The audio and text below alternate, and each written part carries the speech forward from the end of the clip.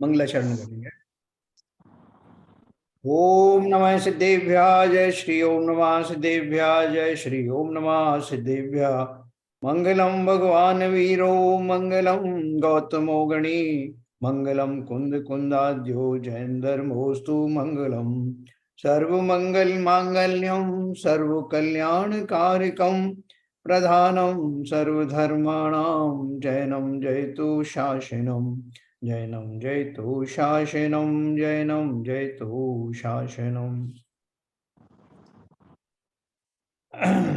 तो ज्ञानाणाम नाम के ग्रंथ का 11वें नंबर का अध्याय ब्रह्मचर्य महाव्रत हम आज पढ़ने जा रहे हैं। शिवचंद्राचार्य जी ने इनका बहुत अच्छे से बहुत बारीकी से विस्तृत वर्णन किया है। न केवल ब्रह्मचर्य महाव्रत का बल्कि इससे जुड़ी हुई और भी सब विषय वस्तु है जो पर शरीरों में होने वाली आसक्ति है, कुशील आदि हैं, वो सब के बारे में विस्तार से वर्णन किया। और उसका बैकग्राउंड भी हमको पता है कि जो भर्तरी का किस्सा जो चलता है जिसमें उनकी पत्नी ने ही उनको धोखा दिया था, तो उससे उनको वैराग्य हो गया था। और वैराग्य होकर के वैष्णवों में तो कथा आती है कि वो साधु बन करके अपने ही महल में अपनी रानी से उन्होंने भिक्षा मांगी, उनको माता कहकर संबोधन किया। भिक्षा देम माता पिंगला करके एक शुरू में हम बचपन में भी नौटंकी में देखा करते थे, तो वहां भी बहुत प्रचलित है ये कथाएं। और वो भर्तरी जो है शिवचंद्राचार्य जी के छोटे भाई थे, उसको लेकर के उन्होंने बहुत ही अद्भुत इसमें वर्णन किया है। तो वो अपन सब पढ़ेंगे और अपने अंदर में अब्रह्म के जो भाव हैं उनमें विराम लगाएंगे। जैसे जो ब्रह्म का अर्थ, वैसे वास्तव में ब्रह्म का अर्थ पॉजिटिव साइड में तो यह है कि अपने ब्रह्म अर्थात आत्मा में निवास करना, आत्मा के अतिरिक्त और किसी भी पर वस्तु में उपयोग को न जाने देना, वो ब्रह्मचर्य है।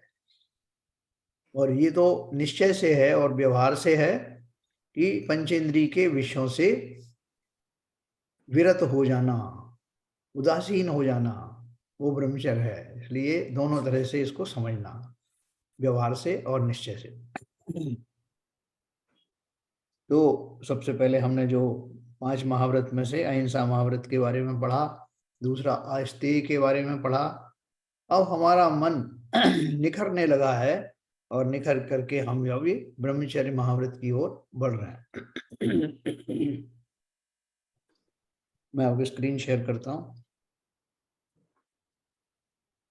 सर इसमें जो 10 धर्म की जो 10 धर्म है, हाँ, ये सीक्वेंस में नहीं है क्या? ये 5 महाव्रत जो है ना, ये अपने 5 पापों के विपरीत है ना, ये झूठ चोरी अच्छा अच्छा, परिग्रह ओके वो चलता है। वैसे उसमें ये इन 5 पापों से निवृत्ति होके 10 धर्म में स्थापना हो ही जाती ओके, ठीक है। है।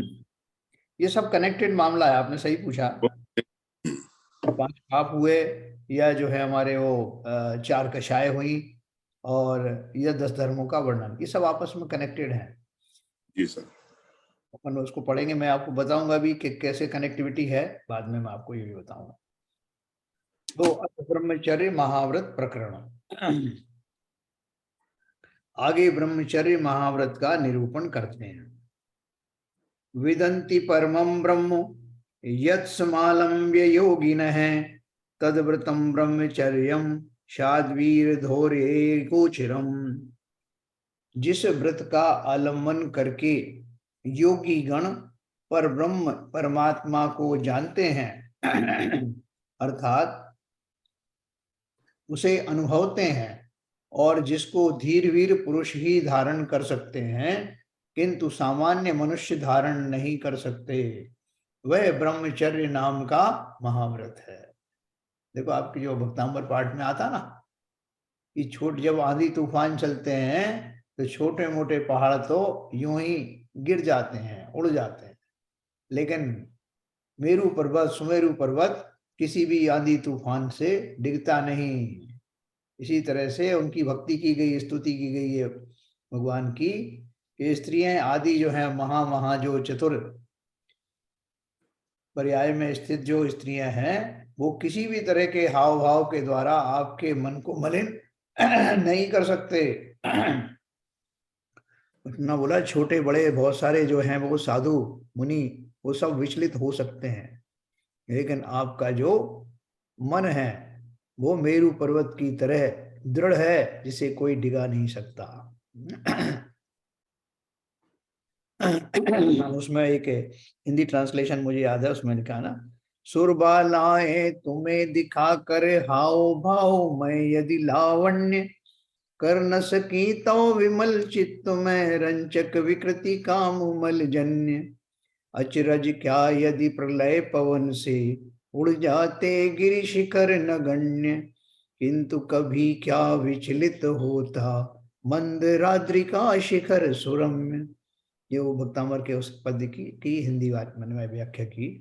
तो यही बात इन्होंने यहाँ पे कही है कि जिस व्रत का आलम्बन करके योगी गण पर ब्रह्म परमात्मा को जानते हैं, अर्थात उसे अनुभवते हैं, और जिसको धीर वीर पुरुष ही धारण कर सकते हैं किंतु सामान्य मनुष्य धारण नहीं कर सकते, वह ब्रह्मचर्य नाम का महाव्रत है।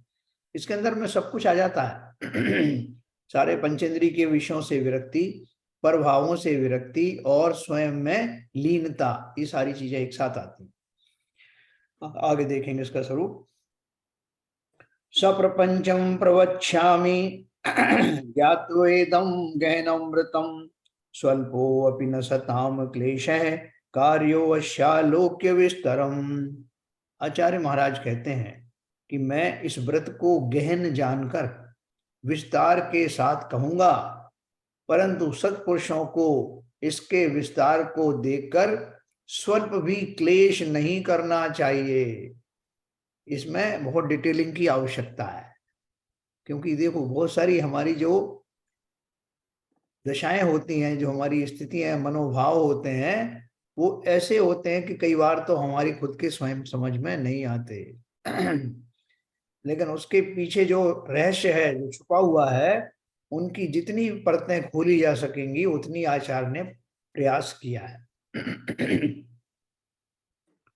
आपने बहुत सारी बातें सुनी होंगी कि जीव अपने को सबसे ज्यादा प्यार स्वयं को करता है ना। स्वयं को करने का अर्थ है स्व शरीर से करता है। तो ये जो सब जो साइकेट्रिस्ट ने, साइकोलॉजिस्ट ने, और भी बहुत सारे लोगों ने, जो फ्राइड वगैरह है, उन्होंने ये सब मनोविज्ञान से इसका विश्लेषण किया है। उसके संबंध में थोड़ा बहुत आचार्य ने उसी तरह की व्याख्याएं यहाँ पर की हैं। सारी बात तो जो है, जो हमारे मनोभाव हैं, वो उनकी चर्चा की नहीं जा सकती, क्योंकि वाणी की अपनी मर्यादा है, लेकिन जितना कुछ कहा जा सकता है आचार्य ने कहा।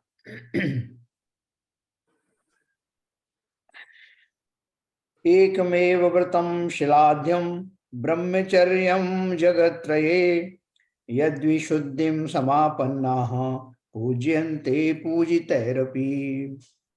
इन तीन जगतों में ब्रह्मचर्य नाम का व्रत ही प्रशंसा करने योग्य है। तीन जगत कौन से हैं, है ना? मध्यलोक, ऊर्ध्वलोक और अधोलोक।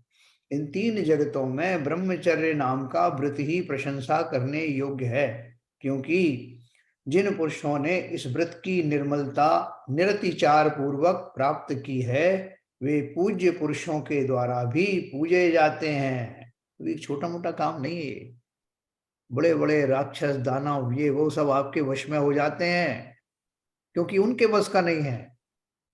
इसलिए ऐसे जो ब्रह्मचर्य में वास्तव में जो रत हैं, उनकी सहायता के लिए उनके होने जरूरत नहीं वैसे सहायता की, लेकिन अपने आप ही उनके तप का वाइब्रेशंस पा करके बहुत सारे जीव, बहुत सारे देव आदि, किन्नर आदि, राक्षस आदि उनके भक्त बन जाते हैं।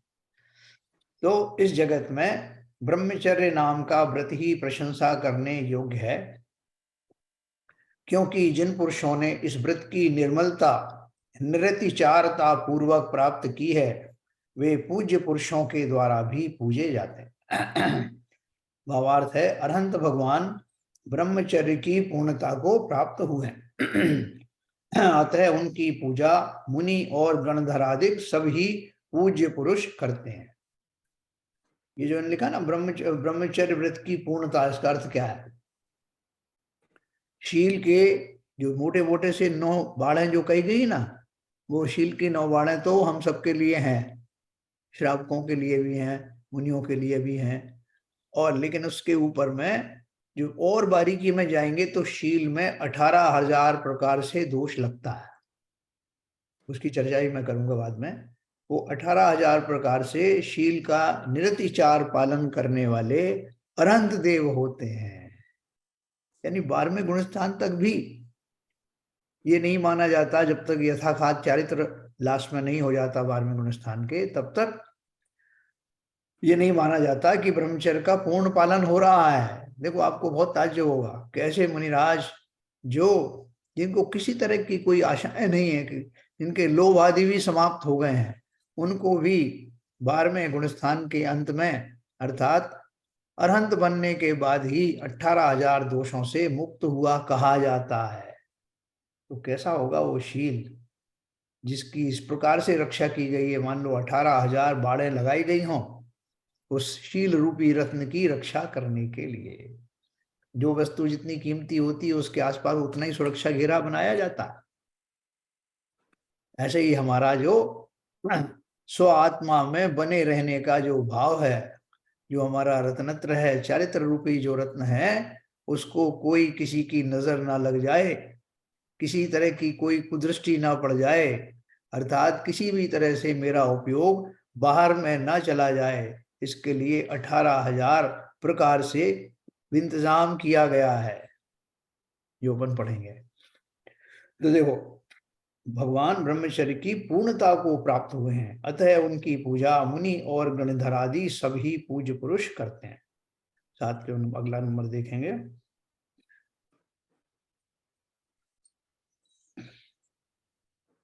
ब्रह्मव्रतमिदं जीयाचरण निषेव जीवितम शिव संतोपि गुणायेन विना क्लेशाय देहि नाम। आचार्य महाराज कहते हैं, आशीर्वाद पूर्वक कहते हैं, यह ब्रह्मचर्य नामा महाव्रत जयवंत हो, क्योंकि यह चारित्र का तो एकमात्र जीवन है, और इसके बिना अन्य जितने गुण हैं वे सब जीवों को क्लेश के ही कारण होते हैं, है ना? इसका अर्थ समझना। यह चारित्र का तो एकमात्र जीवन है, जिसका जो सुचारित्र शुरू हुआ है, यथा योग्य यथाख्यात चारित्र जिसने धारण किया है, वो उसके अंदर में जो गुण है, बाकी के सारे गुण उसके सामने फीके हैं। कहने का अर्थ क्या है? एक ब्रह्मचर्य धारण करने से ही सब तरह के खेदों से, विकारों से और असुरक्षाओं से निजात मिल जाती है, छुटकारा मिल जाता है, और बाकी आपके जो क्लेश हैं वो अपने आप ही चले जाएंगे। इन कहने का अर्थ ये है ना? तो आगे देखिए 5वें नंबर पे बहुत उत्कृष्ट बात है। नाल्प सत्वैर्न निशीलेर्न दीनेर्नाक्ष निर्जित ही स्वप्ने अपि चरुतम शक्यम ब्रह्मचर्यमिदं नरैहि। जो अल्प शक्ति पुरुष हैं, शील रहित हैं, दीन हैं और इंद्रियों से जीते गए हैं, वे इस ब्रह्मचर्य को धारण करने को स्वप्न में भी समर्थ नहीं हो सकते। अर्थात बड़ी शक्ति के धारक पुरुष ही ऐसे कठिन व्रत के आचरण करने के लिए समर्थ होते हैं। देखो, अपन तीसरे नंबर का जो अर्घ्य चढ़ाते हैं, चौथे नंबर, पहला क्या जल चंदन अक्षत, और फिर अपना पुष्प आता ना चौथे नंबर। तो उसकी भीषणता देखते हुए जो अंदर से जो कामादि के प्रति जो विषयासक्ति होती है, जो तीव्र अग्नि जलती है, जो भाव का वेग आता है, वो वेग को संभालना साधारण व्यक्तियों के वश का काम नहीं। इसके लिए अलग से अर्घ चढ़ाता हूं। कितनी बलवान जो मेरे अंदर में अर्ज आती है, उससे लड़ने जहां बड़े बड़े संत पुरुष महामुनि आदि भी दिख जाते हैं, उसको रोकने के लिए मैंने चौथे नंबर का अर्घ तैयार किया है, जिसमें मैं जिनेंद्र देव की दुहाई देता हूं, हे भगवान, आपने तो उस आंधी को समाप्त कर दिया, आप तक पहुंचने ही नहीं दिया, और मैं अभी कमजोर हूं। मेरी चारित्रिक दुर्बलताओं के कारण ये भाव मुझे निरंतर परेशान करते हैं। मेरे सारे गुण एक तरफ धरे रहते हैं जब इस तरह की आंधी मन में आती है। मैं फिर कुछ भी आगा पीछा नहीं देखता, कैसा भ्रष्ट हो जाता हूँ। और ऐसी आंधी को रोकने वाले आप जैसे सशक्त पुरुष ही इसमें सफल हो पाते हैं। ऐसे भाव के साथ में वो अर्घ चढ़ाया जाता है। वो अर्घ चढ़ाते समय वास्तव में उनकी धीरता वीरता का स्मरण कर लेना, जो साधारण पुरुषों के बस की बात नहीं। तो बड़ी शक्ति के धारक पुरुष ही ऐसे कठिन व्रत के आचरण करने के लिए समर्थ होते हैं। अब इस ब्रह्मचर्य को धारण करने वालों के त्यागने योग्य 10 प्रकार के मैथुन को कहते हैं। देखो, चूंकि डिटेलिंग की गई है इसलिए अपन को बहुत अच्छे से समझना है, क्योंकि हमारे अंदर के ही खोटे भाव हैं जो कई कई परतों में छुपे हुए हैं। तो ये हमें मौका मिला है अपने अंदर के उन छुपे हुए चोरों को निकाल बाहर करने के लिए। तो देखो क्या लिखा उन्होंने 6वें नंबर का।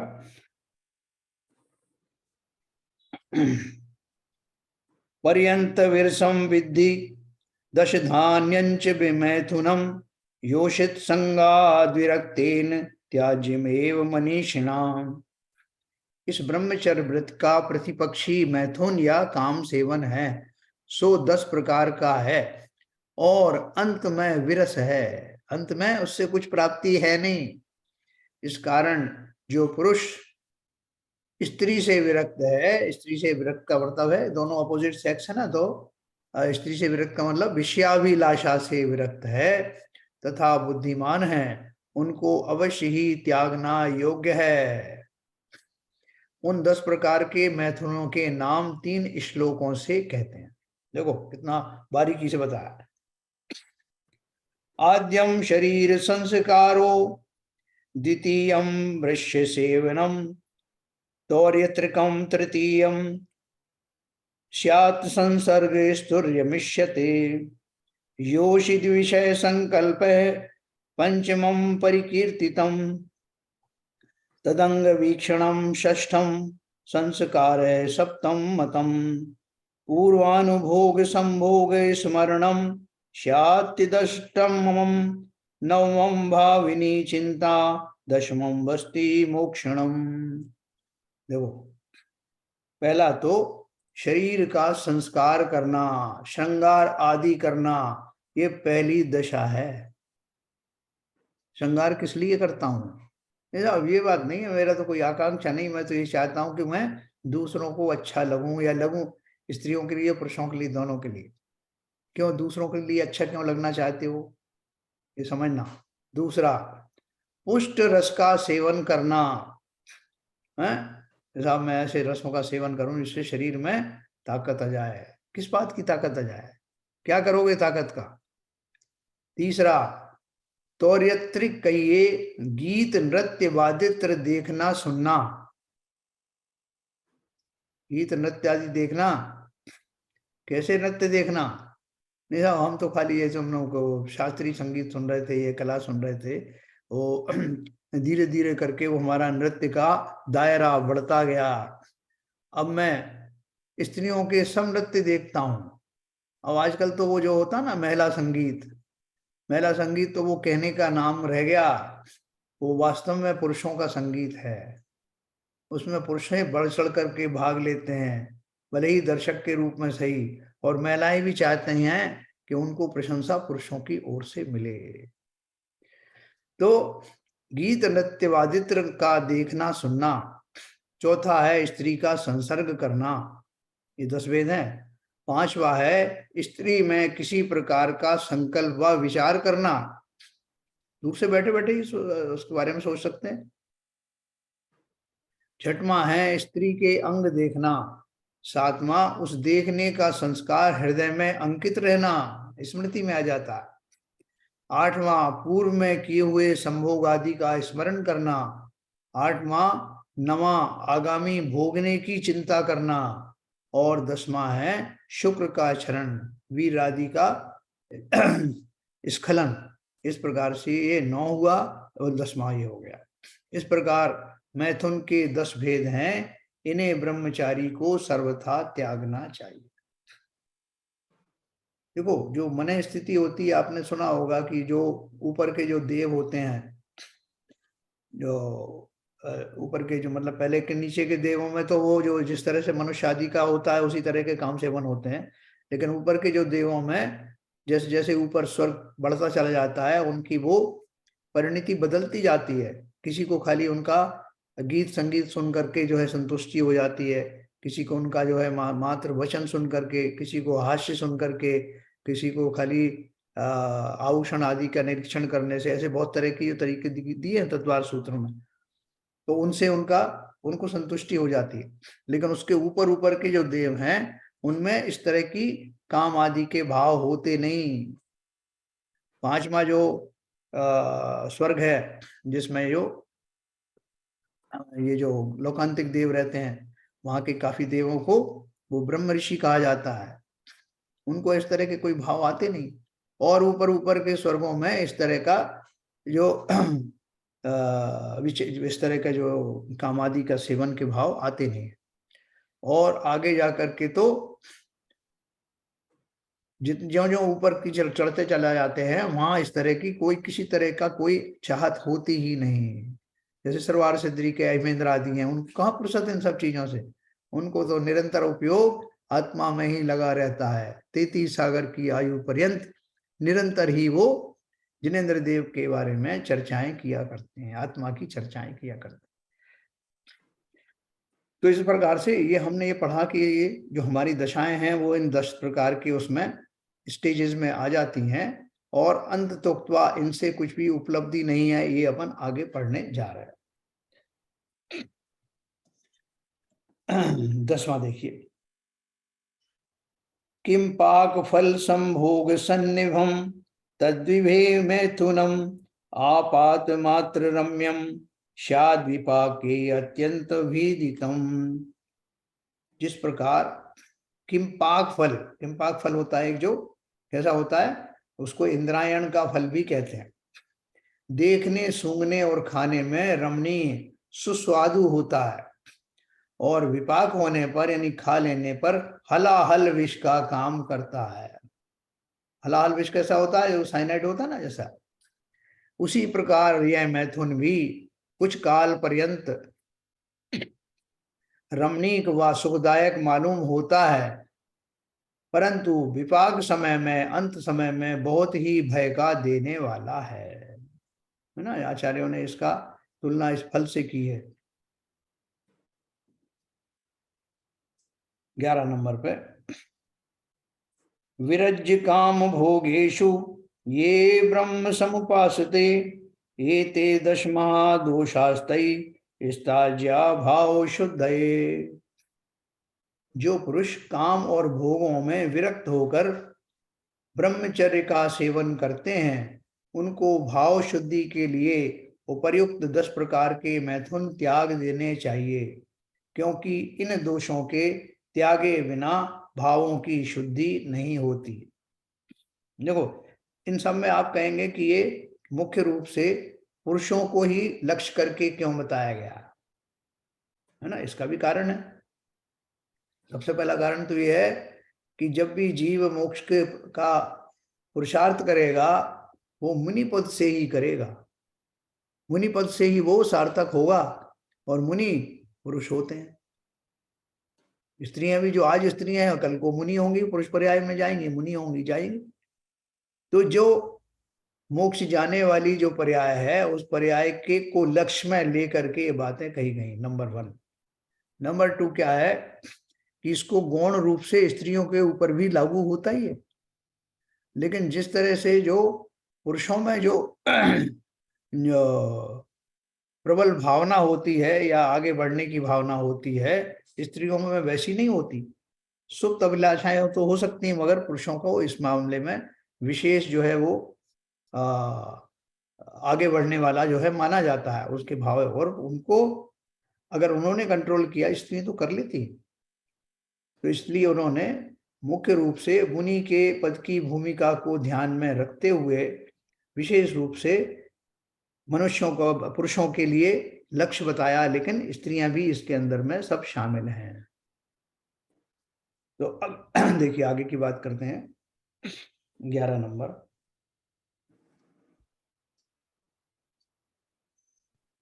हाँ, ये हमने पढ़ा। जो पुरुष काम और भोगों में विरक्त होकर ब्रह्मचर्य का सेवन करते हैं, उनको भाव शुद्धि के लिए उपर्युक्त 10 प्रकार के मैथुन त्याग देने चाहिए, क्योंकि इन दोषों के त्यागे बिना भावों की शुद्धि नहीं होती। अभी हमको ये 10 स्टेजेस बता दी ना, तो इन 10 स्टेज हमें याद रहेंगी। तो जब कभी भी इनमें से किसी भी स्टेज में हमारे भाव जाएंगे तो तुरंत पकड़ में आ जाएंगे, है ना। ये हमारी बहुत हेल्प की है उन्होंने, आचार्यों ने।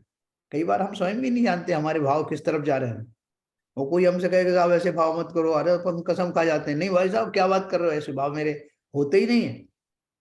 लेकिन जो परत दर परत छुपे हुए जो भाव हैं, जो अनादि काल से विद्यमान वासनाएं हैं, वो इतनी गहराई में छुपी होती हैं कि हमको स्वयं भी चिंतन करने में स्मरण नहीं आता। जब वो प्रकट होती है तब मालूम पड़ता है कि मेरे अंदर ही छुपे हुए थे ये भाव। तो इस तरह हमने 11 नंबर पढ़ा। अब देखो, अब और भी विशेषता से कहते हैं।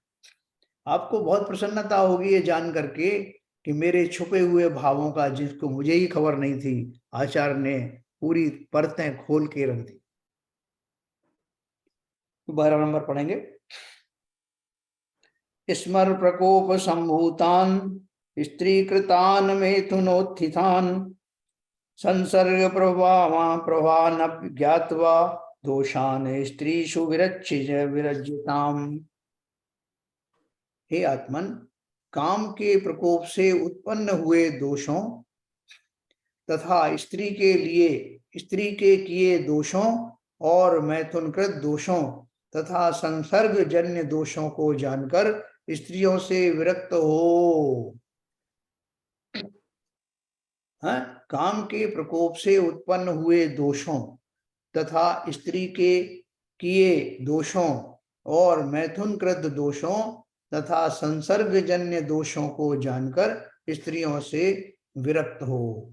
जिन्होंने 4 कैटेगरी में डिस्ट्रीब्यूट कर दिया, वो कैटेगरी क्या है? अब प्रथम ही काम का प्रकोप होने से जो दोष होते हैं उनका वर्णन करते हैं। सित्तोऽप्यम्बुधर्वभ्राते प्लवितोऽप्यजम्बुराशिभिः नहीं त्यजति संतापम काम बन्ही प्रदीपितः। काम रूपी अग्नि का ताप ऐसा होता है कि वह प्रज्वलित होने पर मेघ के समूहों से सिंचन होने पर भी दूर नहीं होता। अथवा कामाग्नि से प्रज्वलित पुरुष को समुद्र में डुबा कर रखो तो भी संताप दूर नहीं होता। देखो, बहुत सारे जीवों को तो इस बात का कोई ज्ञान भी नहीं है कि इतना तीव्र वेग भी होता होगा। इसलिए जो कुछ हम सोच सकते हैं, जो हम कल्पनाएं कर सकते हैं, उससे भी बाहर की जो बातें हैं आपको बताई जा रही हैं, क्योंकि ऐसे जीव भी संसार में पाए जाते हैं और हम सब भी उन अवस्थाओं से गुजर चुके हैं। हम ये मान के चल रहे हैं कि उन अवस्थाओं से गुजर भी चुके हैं और अब नहीं गुजरेंगे, ऐसा संकल्प हम मन ही मन करने वाले हैं। तो कामाग्नि से प्रज्वलित पुरुष को समुद्र में डुबा कर रखो तो भी संताप दूर नहीं होता। 14 नंबर पर देखिए। मूले ज्येष्ठस्य मध्याह्ने व्यभ्रे नभसि भास्कर न प्रोशति तथा लोकम यथा दीप्तये स्मरणालय। काम रूपी अग्नि प्रज्वलित होकर जिस प्रकार लोक को संतापित करती है, उस प्रकार जेठ महीने के मूल नक्षत्र में बादल रहित आकाश में प्रकाशमान मध्याह्न का सूर्य भी नहीं कर सकता, है ना। अपन जेठ की गर्मी से परेशान रहते ना, कि साहब जेठ का सूरज तो भगवान बचाए, और वो भी दोपहर का समय। ये बोल रहे हैं काम रूपी अग्नि प्रज्वलित होकर जिस प्रकार लोक को संतापित करती है, उस प्रकार जेठ महीने के मूल नक्षत्र में बादल रहित आकाश में प्रकाशमान मध्याह्न का सूरज भी उतना ताप उत्पन्न नहीं कर सकता। अंदर में अग्नि जली हो तो बाहर की अग्नि को से उसको कंपेयर भी नहीं किया जा सकता। 14 नंबर हो गया। 15 नंबर देखिए। हृदि ज्वलति कामाग्नि पूर्वमेव शरीरिणाम भस्मसात् कुरुते पश्चाद अंगोपांगानि निर्दयः।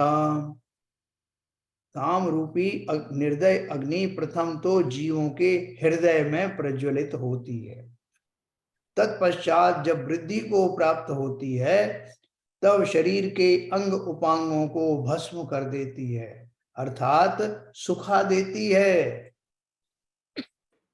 जिस समय तीव्र वेग होता है उस समय तो बॉडी की केमिस्ट्री में भीषण विनाश के लक्षण प्रकट होते ही हैं, और कालांतर में भी शरीर में तरह तरह की व्याधियां लग जाती हैं। 16 नंबर। अचिंत्य काम भोगींद्र विष व्यापार मूर्छितम वीक्ष विश्वम विवेकाय यतन्ते योगी नह परम। जो परम योगी हैं वे इस लोक को अचिंत्य काम रूपी सर्प के विष की क्रिया से मूर्छित हुआ देखकर ही अपने आत्मस्वरूप के भेद विज्ञानार्थ यत्न करते हैं। भावार्थ है इस काम से योगी स्वर ही बचे हैं। देखो जैसे अपन बात करते हैं ना कि जैसे हमने रात्रि भोजन हम भी करते थे, अपन सब करते थे, बाद में जब छोड़ दिया तो थोड़े काल के पश्चात रात्रि में भोजन करते हुए लोगों को देख करके हमें आश्चर्य होता, खेद होता। देखो बेचारे कैसे क्षुधा से व्याकुल होकर रात देख रहे हैं ना दिन देख रहे हैं, लगे हुए हैं, कैसे खा रहे हैं। ये हमारे मन से भी निकल जाता है कि कभी हम भी इसी मार्ग पर थे, हमें ताज्जुब होने लगता। उसी प्रकार वो कह रहे हैं कि जो महामुनि बन गए हैं, जो इस काम बाधा से दूर हो गए हैं, उन्हें कामासक्त व्यक्तियों को देखकर बड़ा ताज्जुब होता है ना। वो लिखा ना, जो परम योगी हैं वे इस लोक को अचिंत्य काम रूपी सर्प के विष की क्रिया से मूर्छित हुआ देख करके बड़ा अफसोस होता है, अपने आत्मस्वरूप के भेद विज्ञानार्थ यत्न करते हैं। वो अपने अंदर में इस सब से अपना ध्यान हटाने के लिए वो उनके भावों को देखना भी उन्हें अच्छा नहीं लगता, इसलिए उससे हट करके अपने परम वैराग्य रूपी परिणामों में निमग्न हो जाते हैं। भावार्थ है इस क्रम से योगीश्वर ही बचे हैं, है ना। इसका दूसरा अर्थ ये है कि जो योगीश्वर हैं, जो धीर हैं, वीर हैं, जिन्होंने सर्व प्रकार से कामाग्नि को निकृष्ट मान लिया है, अपने भावों को वहां से पूर्ण रूप से हटा लिया है, वे मात्र ही इस लोक में बच पाते हैं, उसके अतिरिक्त कोई नहीं बच पाता। क्योंकि आपने सुना ना 4 तरह की संज्ञा होती है सभी जीवों की। संज्ञा का अर्थ क्या है? अर्जेस, अंदर से होने वाली जो इच्छाएं हैं, उसमें सबसे पहली होती आहार संज्ञा। आहार, भय, मैथुन और परिग्रह, ये 4 संज्ञाएं समस्त जीवों की होती हैं, एक इंद्रिय से लेके पंचेंद्रिय तक के जीवों की ये अर्जेस होती हैं। आप पूछोगे एक इंद्रिय जीवों को मैथुन के भाव कहाँ से आएंगे, कैसे आएंगे? वो सब केवल ज्ञान गम्य हैं। उन सबके भावों की जो प्रकार है उनको 4 श्रेणी में बांटा गया। तो इसलिए कोई भी जीव नहीं बच पाया। जो नीचे के जो जीव हैं, 4 इंद्रिय तक के जीव हैं, उनको तो सवाल ही नहीं आता कुछ कंट्रोल करने का। पंचेंद्रिय जीवों में जो पुरुष हैं, उनमें भी मुनि हैं, उनमें भी जो उत्कृष्ट मुनि हैं, इन्हें हम परम योगी कहते हैं, उनको छोड़कर बाकी का संसार की कोई शय इन भावों से बच नहीं पाती।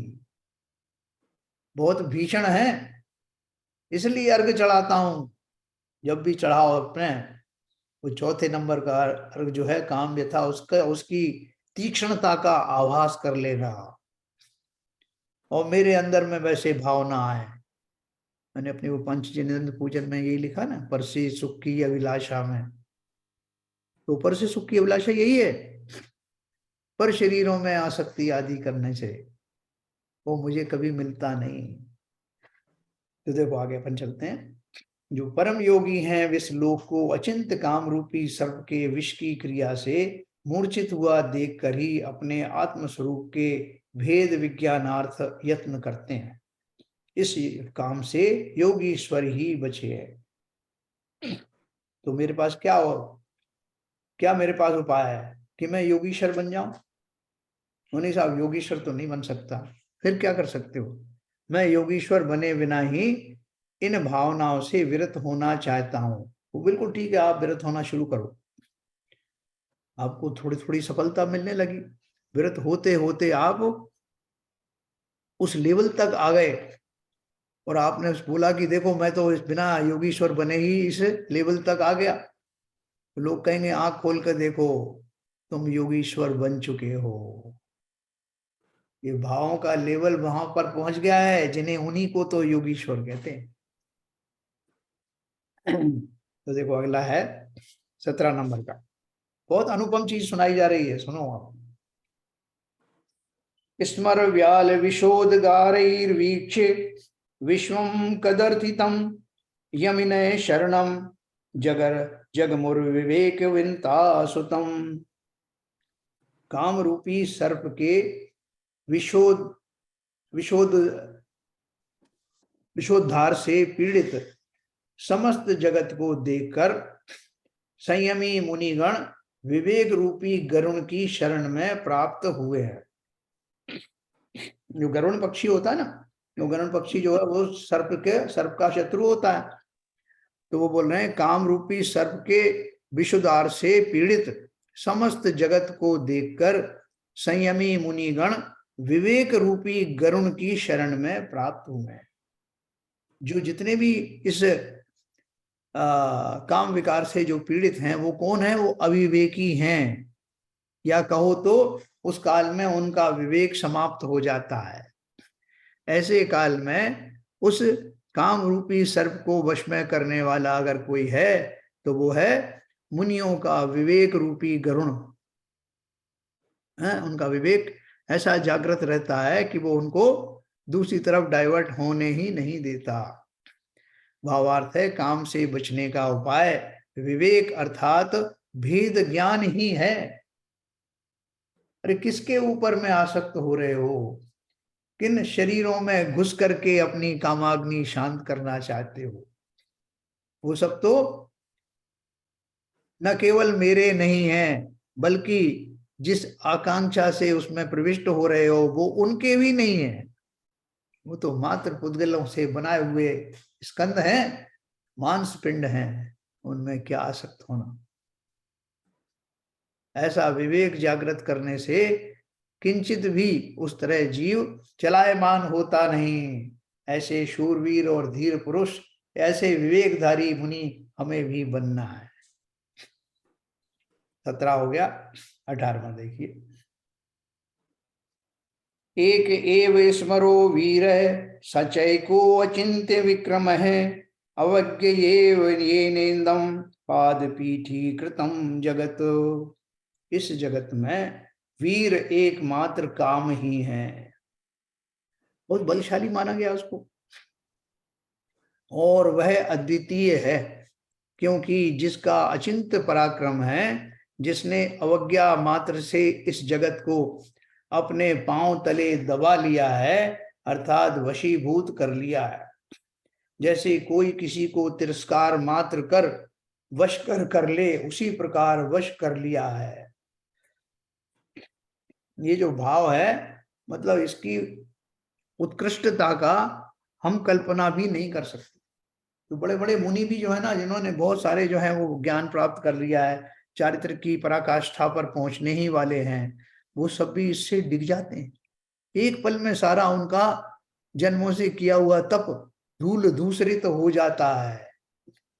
ये सब किस लिए समझाया जा रहा है कि उसकी, कहते हैं शत्रु को कमजोर मत समझना, वो महाशत्रु है और उसको साधने के लिए पूरी तैयारी करना है। जो शूरवीर होते हैं ना, सामने वाले दुश्मन को कमजोर नहीं समझते और सब तरह से ऐसा वार आए तो मैं ये करूंगा, वैसा वार आए तो मैं वैसे बचाऊंगा, ऐसे पूरी अपन तैयारी करते हैं ना, उस तैयारी की तरह आपको इशारा कर रहे हैं आचार्य कि भैया मामूली मत समझना कि मैं यूं झटके में कर लूंगा, उसके लिए सारे अस्त्र तस्त्र आदि धारण करने पड़ेंगे। अर्थात किन किन भावों के द्वारा, मेरी किन किन क्रियाओं के कारण ये मेरे ऊपर हावी हो सकता है, इस सब का विस्तार से वर्णन किया जाएगा, जिससे हम पूरी तैयारी के साथ उसका मुकाबला करें। पहले तो उसकी भीषणता बता रहे हैं कि वो कितना पराक्रमी है, उसके पराक्रम से अधिक पराक्रमी मुझे बनना है। तो जैसे कोई किसी को तिरस्कार मात्र कर वश कर ले, उसी प्रकार वश कर लिया है।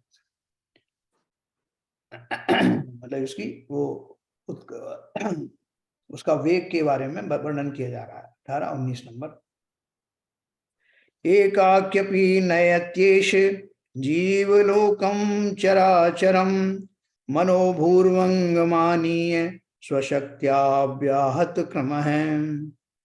जिसका पराक्रम अव्याहत अर्थात अखंडित है, ऐसा यह काम अकेला ही इस चराचर स्वरूप जगत को अपनी शक्ति से भंगता को प्राप्त किए है, अर्थात भिन्न भिन्न को अपने मार्ग में चलाता है।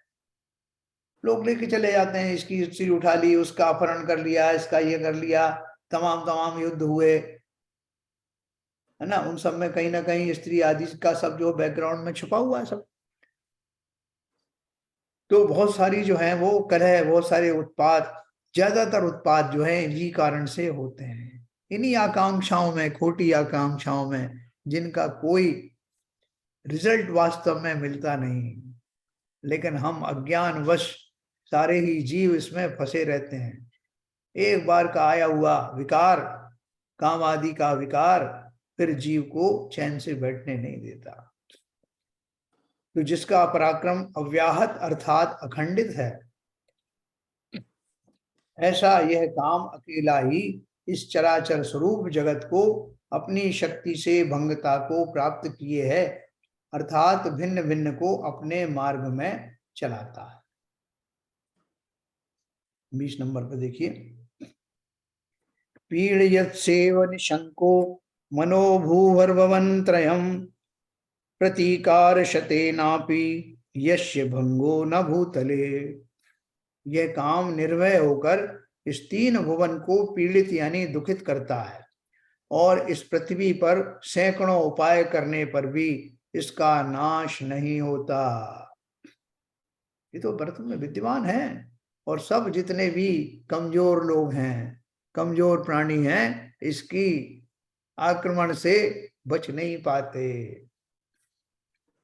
ये काम निर्भय होकर इस तीन भुवन को पीड़ित करता है, और इस पृथ्वी पर सैकड़ों उपाय करने पर भी इसका नाश नहीं होता। क्यों? क्योंकि उसके जो उपाय किए जाते हैं वो सब अपर्याप्त हैं, अपूर्ण हैं, यथा योग्य नहीं है, इसलिए इसको पराजित नहीं कर पाते। 21 नंबर का है। कालकूटादहं मन्ये स्मर संयम महाविषम स्यात् पूर्वं सप्रतीकारं निप्रतीकार मुक्तरम। आचार्य महाराज कहते हैं कि इस काम स्वरूपी विष को मैं कालकूट यानी हलाहल विष से भी महाविष मानता हूं, क्योंकि पहला जो कालकूट विष है वह तो उपाय करने से मिट जाता है, परंतु दूसरा जो काम रूपी विष है वह उपाय रहित है। उसका तो ज्यों ज्यों आप उपाय करोगे त्यों त्यों और अग्नि बढ़ती है। क्योंकि उपाय काय का करते हो? उपाय उसको हटाने का, खत्म करने का नहीं करते। सोचते हैं जैसे अपन को भूख लगती है तो भूख आदि के अपन सेवन करने के बाद में निवृत्त हो जाते हैं, सोचते हैं कि ये हमारी दाह जो अब समाप्त हो गई, लेकिन तो रोग के समान है, फिर पुनः खड़ी हो जाती। उसी प्रकार से कामाग्नि और सब और दूसरे विषयों के बारे में है, ज्यो ज्यो भोग मिले त्यों तृष्णा अधिकी अधिकी हो।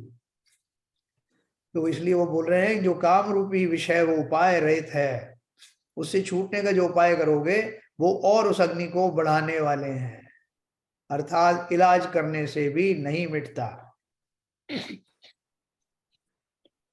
22 नंबर है,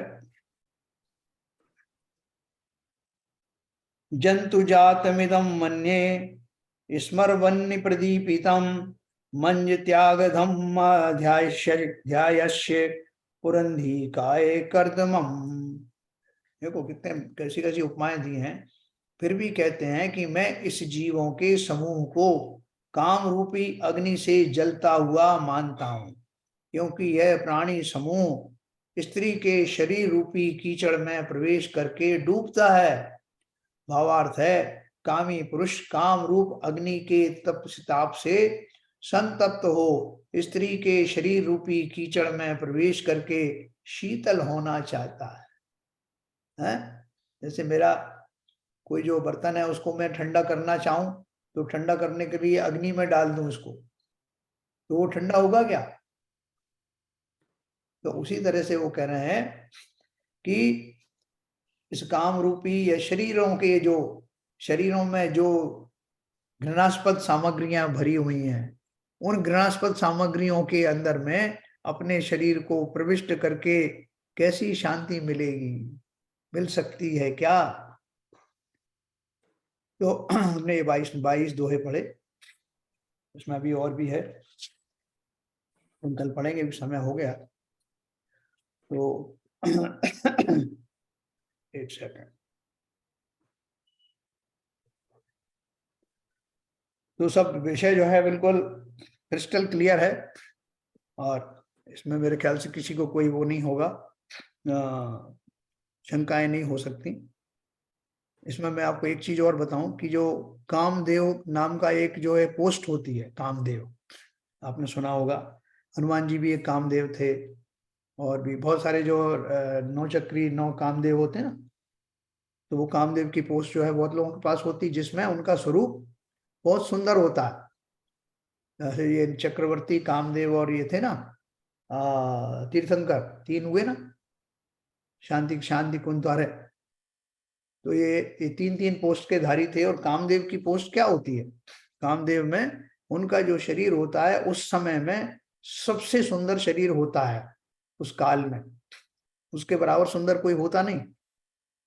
और वो सारे कामदेव जो हैं इतने सुंदर शरीर के धारी होकर भी उस शरीर की निरर्थकता को भली भांति जानते हुए वैराग्य को प्राप्त होते हैं और मोक्ष चले जाते हैं तपस्या करके।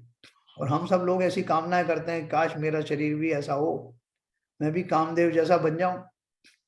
लेकिन हमारी अभिलाषाएं कामदेव बनने की मात्र उन शरीरों से दूसरों को आकर्षित करने की भावना से होता है, जबकि वो अपने इन्हीं कृत्यों के कारण, शरीर आदि में आसक्त न होने के कारण कामदेव की पोस्ट प्राप्त करते हैं और उसको भी छोड़ करके मुक्ति की प्राप्ति करते हैं।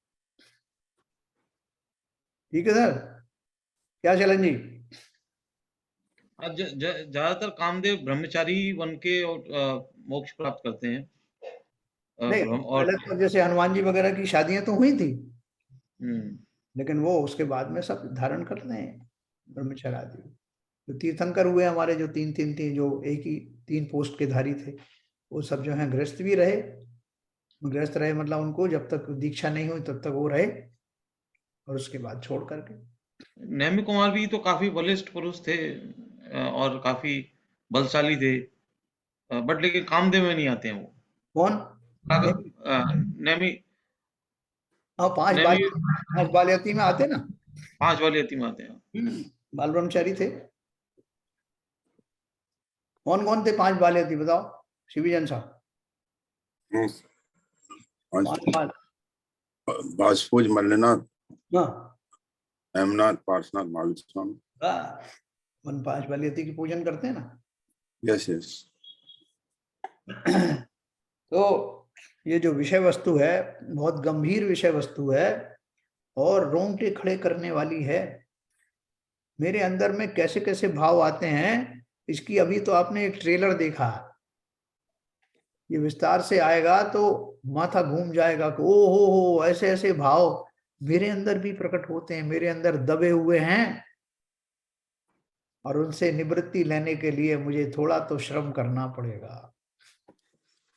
शील की 9 बाणों में भोजन आदि के बारे में 2 बाड़े तो भोजन को ही समर्पित हैं। भूख से कम भोजन करना और गरिष्ठ भोजन का सेवन ना करना, ये 2 भोजन संबंधी हैं। उस दिन वो विशुद्ध सागर महाराज का प्रवचन सुन रहा था, वो कह रहे थे कि अगर स्पर्शन इंद्री को काबू में करना है तो रसना इंद्री को काबू में पहले करना पड़ेगा। नहीं, उन्नोदर होगा तो ही आदमी का ना जो अधिकारी कम भाव होता है। नहीं। हाँ, और यदि पेट भर के एकदम धाप के खाएगा तो फिर तो काया कलेश ही रहेगा शरीर में और प्रमाद रहेगा और बिल्कुल आपको आराम करने का और भोग करने की चाहत बनी रहेगी। बनी रहेगी, है ना। जो आप देखो जितने ज्यादा लोग धन कमाते हैं, धन कमाते गए, धन की अभिलाषा होती गई, तो धन के अल्टीमेटली उनकी इच्छाएं क्या होती हैं कि आपने भोजन तो जितना करना वो सब कर लिया, मैक्सिमम लेवल पे जो आप अच्छे से अच्छा भोजन कर सकते हो आपने व्यवस्था कर ली। अब सब तरह से आप जो है आश्वस्त हो गए कि अब जीवन में सब तरह से सुखी सुख है, पूरा पर्याप्त धन है, सब कुछ भी है, तो अब अल्टीमेट करने के लिए क्या है, वो इसी तरफ जाते।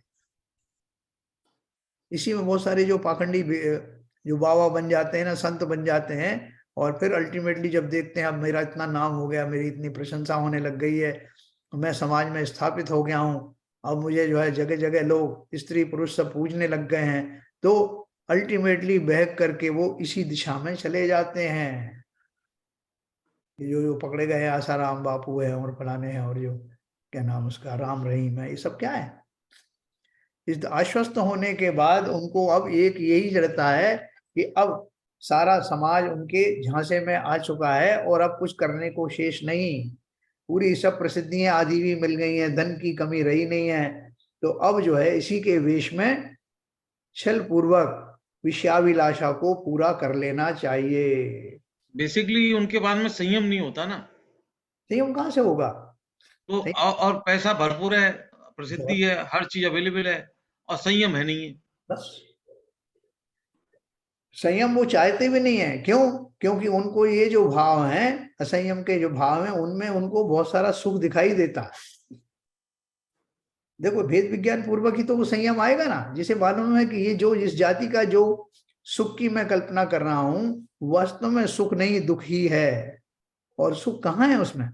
ऐसा भाव आए बिना, भेद विज्ञान हुए बिना इस जाति का संयम उत्पन्न होता ही नहीं। हमारे यहाँ तो जो मुनि महाराज वगैरह इतना संयम करते हैं और इतने व्रत उपवास करते हैं, पूरे शरीर को एकदम तपा के रखते हैं वो, तब जाके साधना कर पाते हैं। बिल्कुल।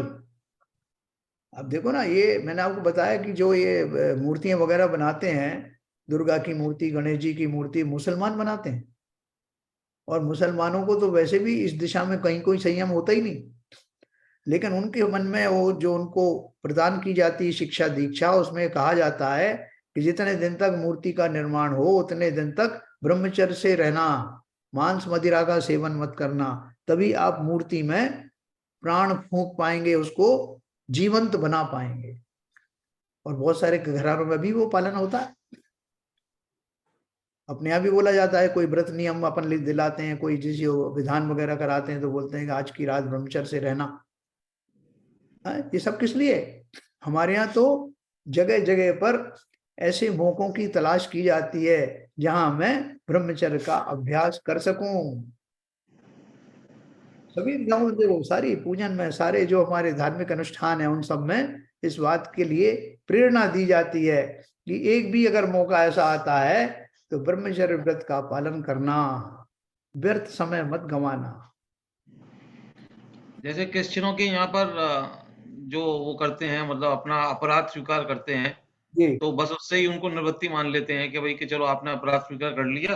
हाँ, हमारे यहाँ तो अपराध स्वीकार करने के ऊपर जब तक उस पे वो नहीं मिलेगा, जब तक बलि अ, प्रकार संकल्पित नहीं होगे कि क्या हाँ, मुझे ये नहीं करना है, तब और तक उसका मतलब आपको वो और व्रत संयमी रख के उसको उसका वो करना पड़ता है, तब जाके हमको निवृत्ति मिलती है।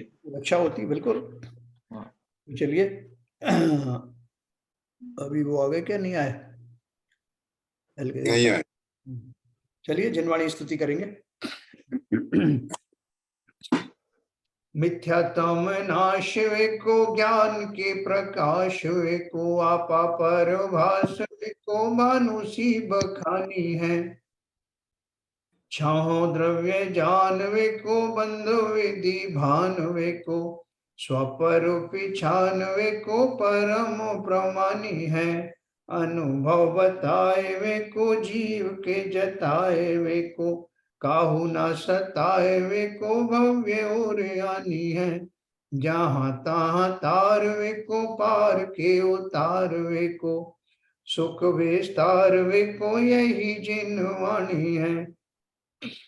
हे जिनवाणी भारती तो जपू दिन रैन, जो तेरी शरणा गहे सो पावे सुख चैन। या वाणी के ज्ञान तै सूझे लोकालोक, सो वाणी मस्तक धरूं सदा दे तू धोख। जिनवाणी माता की जय।